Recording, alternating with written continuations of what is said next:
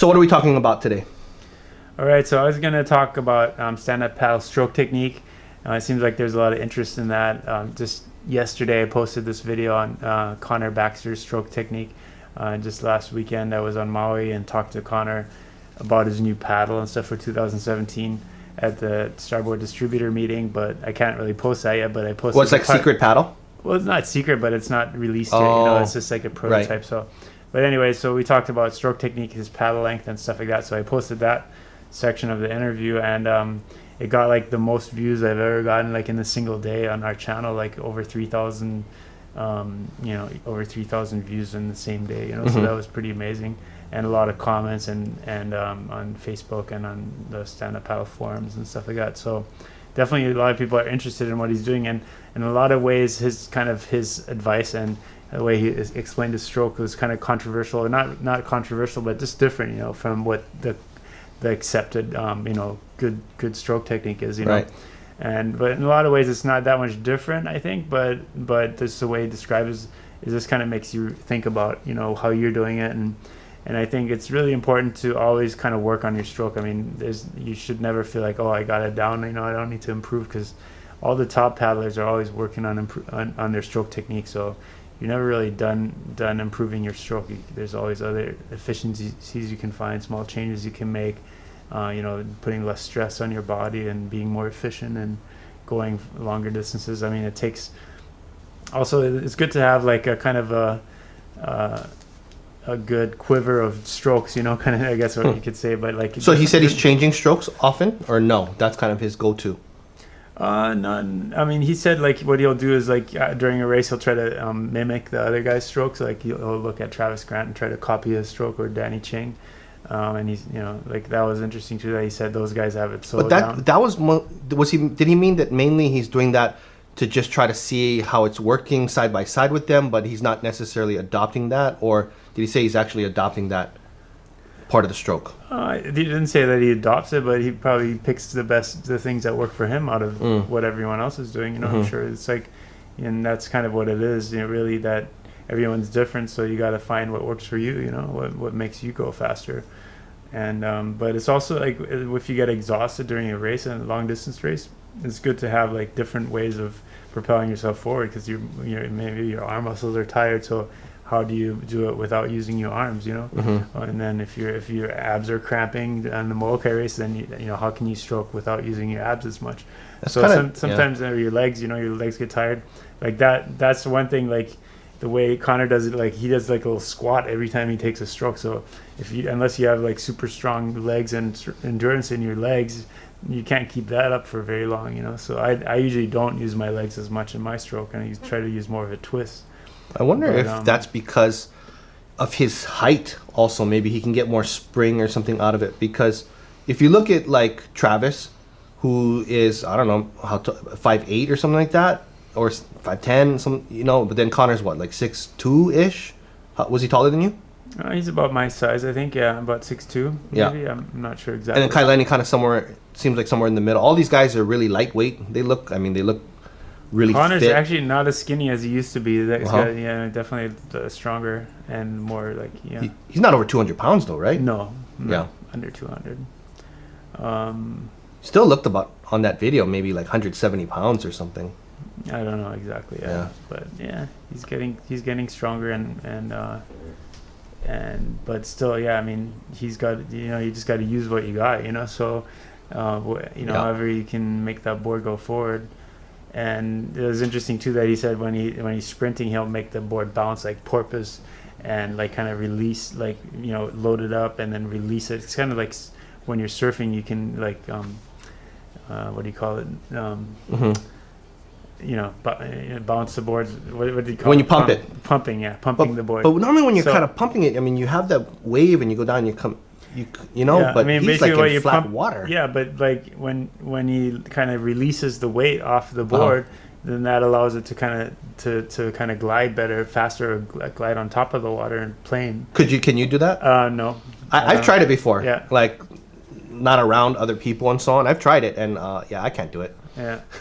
I bounce and it's hard to get. I mean, to get up the board fast enough to plane without waves, without a wave pushing you, is really hard. I mean, it's not something that the average guy can do, and that's, you know, there's that one video where Connor's starting at the gorge at a race, and he's like going twice as fast as everyone else, and it's just like, and he's pumping. He's doing that jumping pumping thing, and planing, getting the board on a plane, basically, and that's. And he was holding his paddle low again, or no? I don't remember, but I just remember that video. It's like, wow, he's just like, you know, he's like on a different level than everyone else, you know. Yeah. So, of course, you can't keep that up very long, but if it's, you know, enough to get a lead on everyone else in the beginning, that's. But he's been at a different level almost his whole life. I mean, I remember when he was 14 and Kainoa.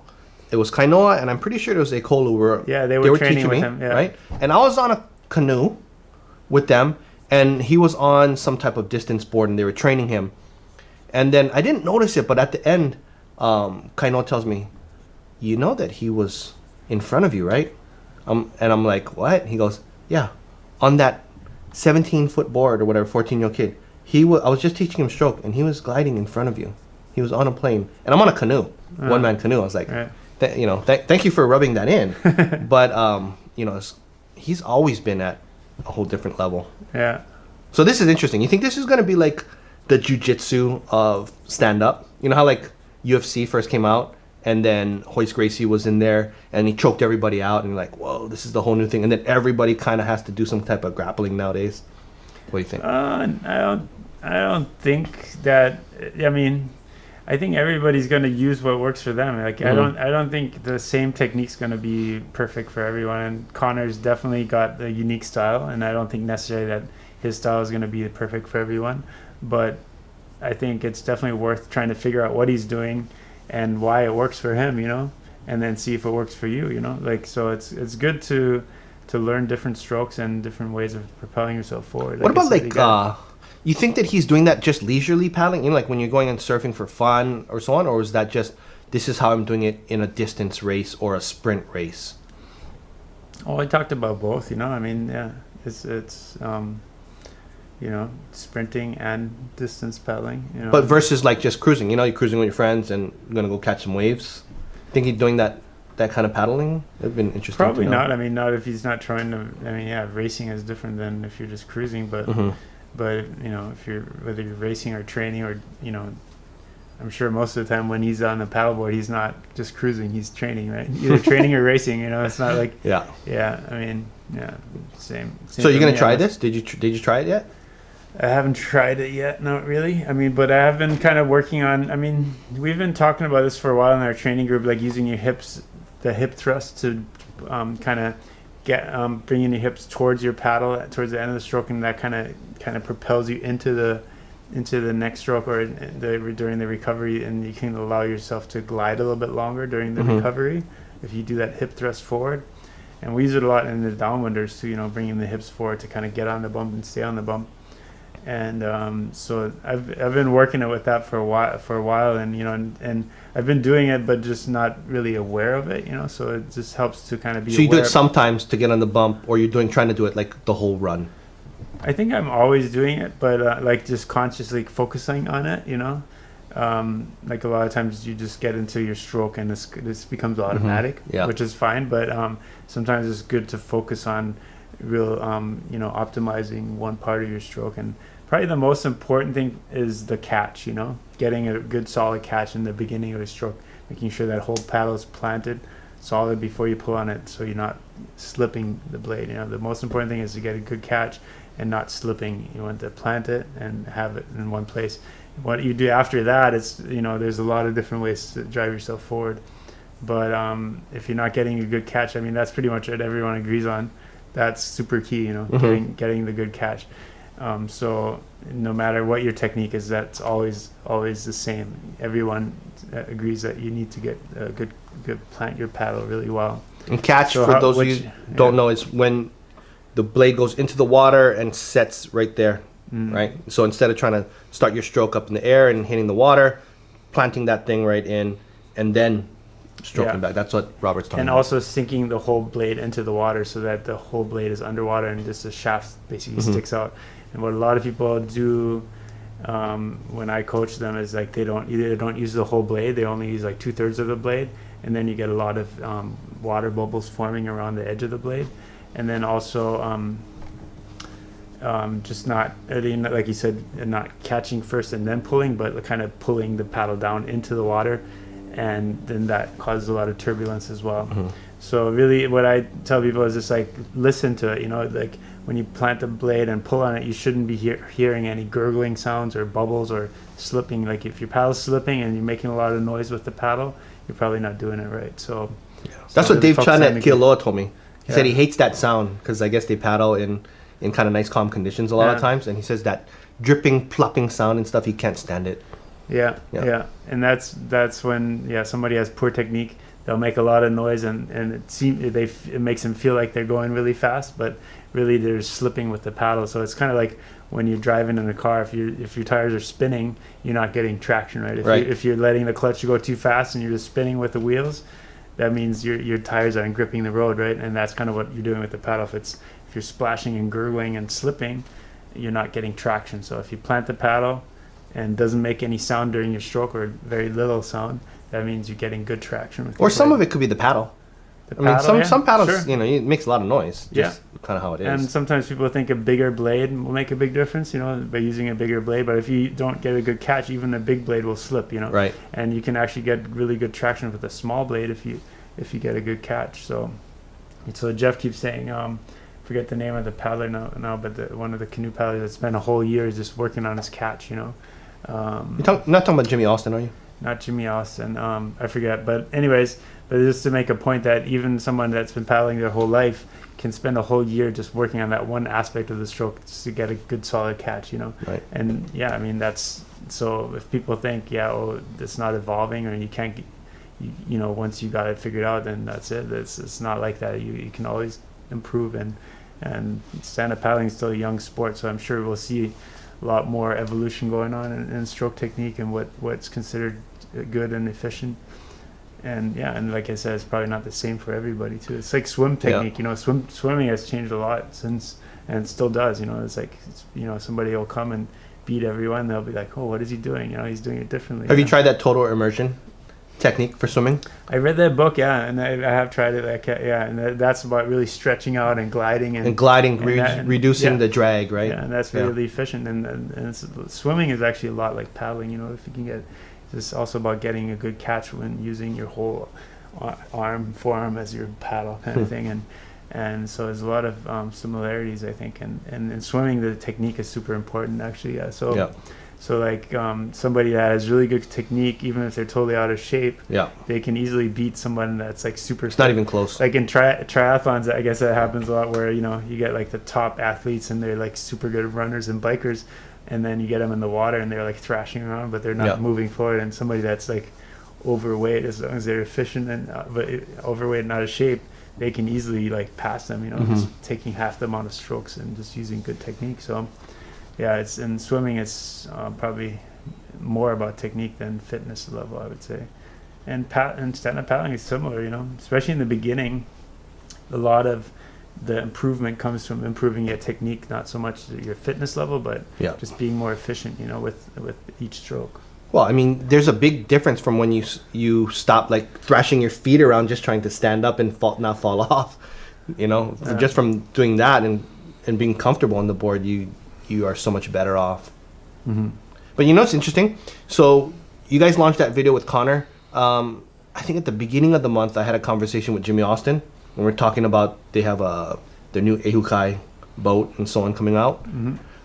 And he was talking about stroke technique, and he showed me these Tahitians, and he was telling me that the whole stroke technique now for one man's and for six men's has totally changed, and they're not really doing a lot of twist anymore. They're like planting the paddle and then like almost like leaning into it, and the paddle comes way past them, and I'm pretty sure I don't have it correct what I'm saying, but I gotta get him on and talk to him about it, because it was another moment where it's like, what? So different from other things. But he goes, look at this, and he was showing me that I think they were going, I don't know what it was, but it was fast. It was like 10 miles per hour or something like that, averaging, and they were like paddling it themselves, It was something super fast.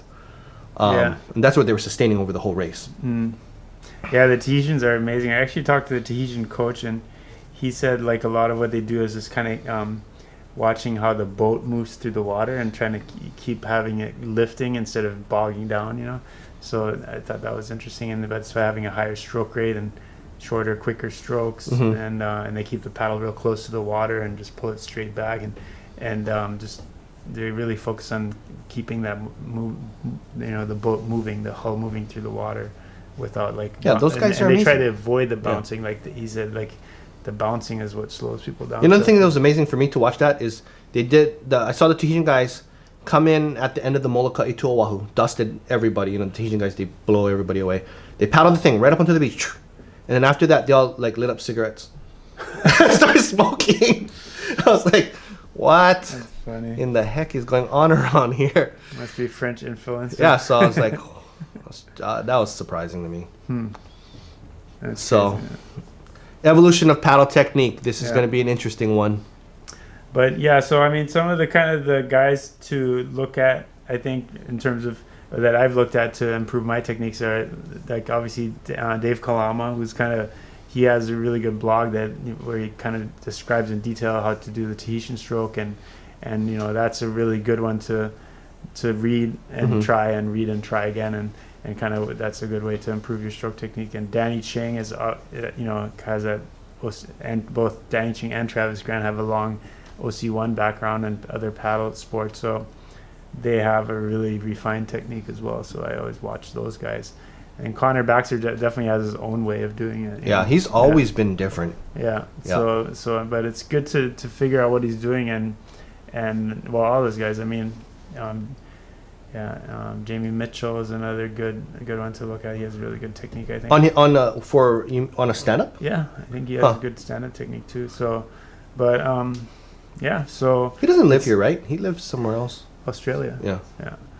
But yeah, so I mean, just watching them during a race and like see what they're doing, and what I heard someone else say too, that like if you're watching a video, like cover the top half of their body and just watch what their legs and hips are doing, and that's kind of a cool thing to do too, because basically if you're not moving your hips and your lower body a lot, then you're probably not doing it right, you know, because a lot of it comes from, it's like a full body movement, and a lot of times the people that don't have good technique, you'll see them only moving their upper body and their hips are kind of stationary, you know.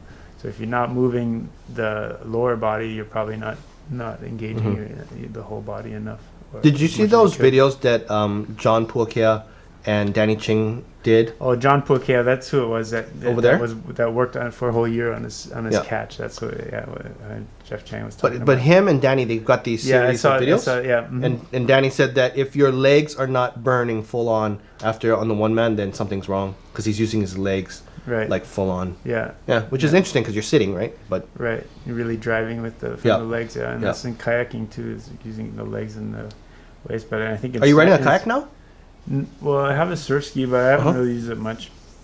I'm just more into stand-up, but I think on a stand-up is even more so because you can move. You got a lot more mobility with your whole body. So plus, the trim, you can determine your trim differently, and you can move your weight back and forth. That's the cool thing about stand-up paddling and downwinders, is that you can move your weight front and back a lot easier than on a OC1 or a surf ski, where you're kind of stuck in the middle, back and forth, but your butt's in one place. So on the stand-up board, you just can walk back and forth, which I think it makes it more fun, you know. Plus, you can see better from up higher, you know.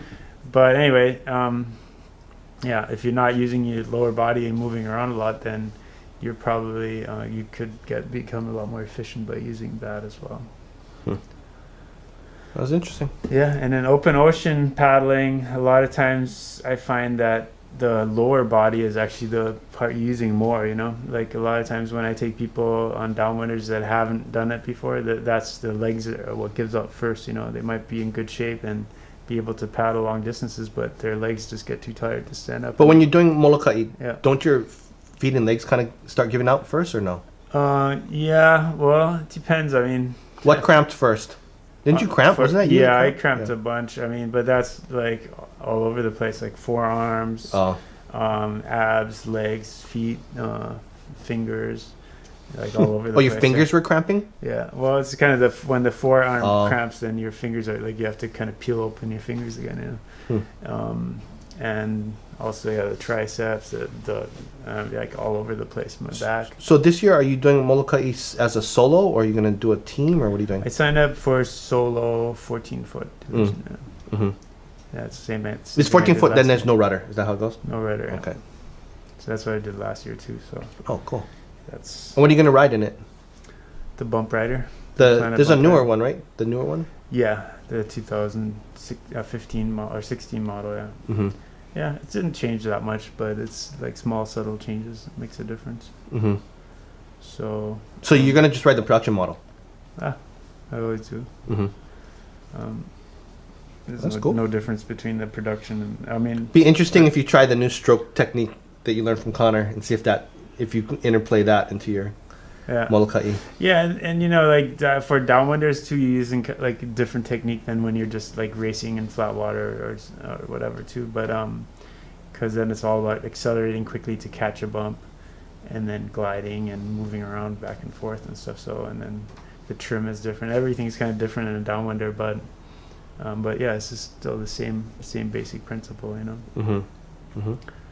And you do need to be a strong paddler and be fit to do well in a downwinder. So although it's help, but it is a lot more technical, you know. It's kind of, I don't even know what to compare it to, but yeah, obviously someone that's really like kind of with swimming, I guess if someone is really good at the technical part of riding the bumps and using the push of the waves well, they can easily run away from someone that's way more fit. And I think that all sports are technical at a certain level, you know. Well, but I mean, like if you compare flat water paddling to downwinders, it's almost like a different sport. The guys that are really good at flat water are not. This doesn't necessarily translate into fast times in a downwinder. Because even in like football, when you listen to the really good coaches and they're talking about where your hand placement has to be, if this person's head moves this way, then you need to come. It's like, wow, I didn't even let you just try and pummel. You know, it's so much interesting techniques that are going on, like almost like fighting, you know.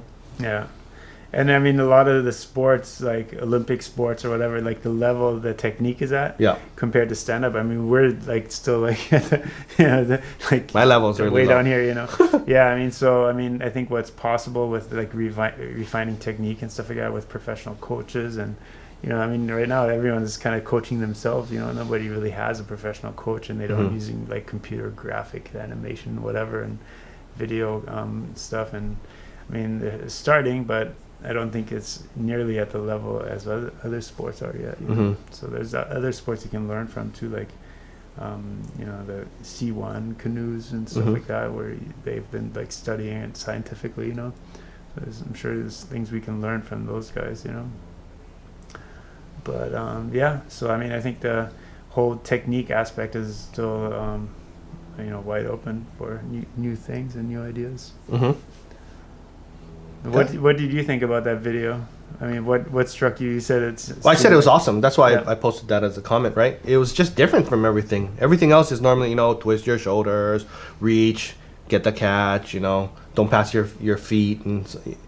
Make sure your stroke is in the front and stuff. And he's talking about, no, I'm using my legs. My paddle is super short. I'm going to do this hip thingy. I'm going to bounce. It's like, what? You know, I mean.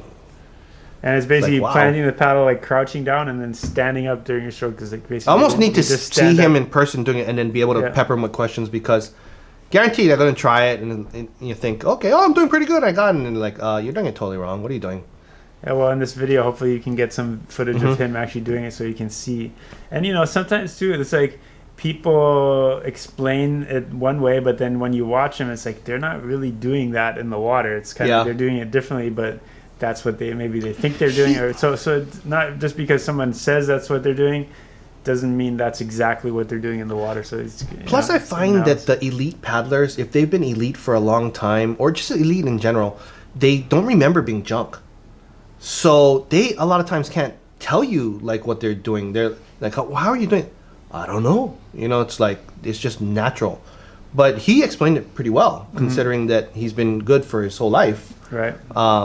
Normally, it's people that kind of had to struggle with it, and then they had to teach themselves and so on, and they become much better as a teacher because they've fought through it and they know exactly kind of where they went wrong and so on. But I thought that was a good explanation for what he did. Yeah. He's so much more intense now too. That's what I noticed on that video. Yeah, he's like really intense. Yeah, and it was good. Like he's explained it well, and I thought it was a good interview and articulate. So yeah, cool. We'll wait for interview number 2 then on that.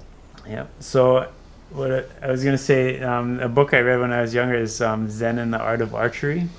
So that's kind of like a little bit what you're saying, like as you get better, but it's basically about learning the technique perfectly, and then at some point when you've got it so down that you don't have to think about it, each step kind of comes by itself. Then it's kind of you just go through the motions, and then the arrow releases on its own when it's ready. It's not your mind telling it, okay, now I'm going to release the arrow. It just kind of releases when the tension is right, and you got it. And so it just kind of does that on its own. And I guess I think paddling is a lot like that. It's kind of a real Zen type of activity. I think like once you get it down and it becomes like a natural motion, you can kind of just have a totally clear head while you're doing it. It's like this almost like a meditation.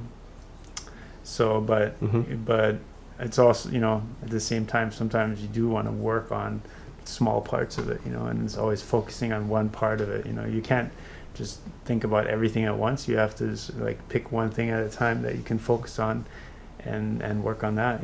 So it's too hard to do several things at once. So work on one part, get it down to where it becomes natural, then you can work on the next part. Right. Okay. So, yeah, that's kind of the trick. Well, we'll leave it on that Zen moment to end this board meeting.